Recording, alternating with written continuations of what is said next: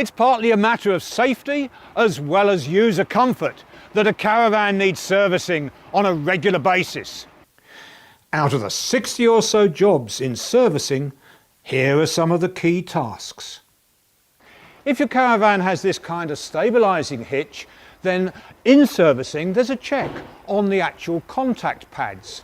You see, looking across here while the work is being done, you have a tow ball and you have two small pads that press really hard against the tow ball when the lever is down.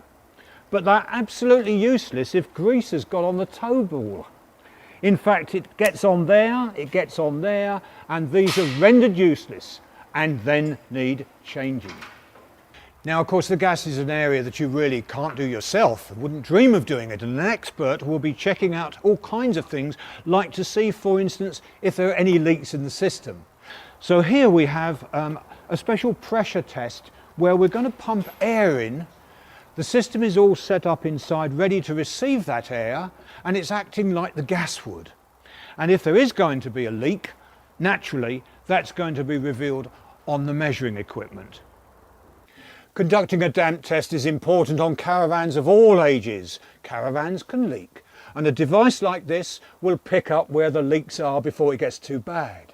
A leisure battery is also looked at critically as part of the service, and this test gear can assess whether the battery is in good condition or not. But what about the charger that's built into the caravan? Well, that's coupled up at the moment, that's operating, and we can see that it's giving the battery 13.68 volts. This is a test of the gases coming out of the flues on the water heater, the space heater and so forth, and the fridge as well. To start with, the probe is placed into the flue, and then the calculations in the magic box can assess whether the flue gases are safe or not. So we've now taken the wheel off and we're going to look at the brakes, an important safety feature. The drum has been removed.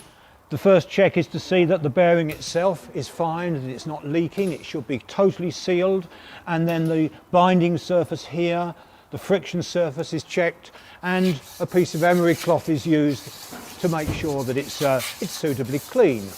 There's a need to apply a grease, and this has to be done very carefully, thoroughly and professionally, because you don't want grease in the wrong place. The springs that hold the shoes in place are double checked, and the mechanism that causes it all to expand when the cable is applied. Over the last 40 years, caravans have lost their wheels, and that's why nowadays service staff are so specially careful to check that the fixings are tightened up with a torque wrench, but it doesn't just end there. To be double certain, a second member of staff comes in with another torque wrench and goes through the routine separately. So your caravan is serviced, you're ready to enjoy your holiday safely. There's only one thing I'd say in closing. Around springtime, everybody wants to get their caravan serviced and ready for June, July, August. And all the workshops are booked right up. Think about the calendar.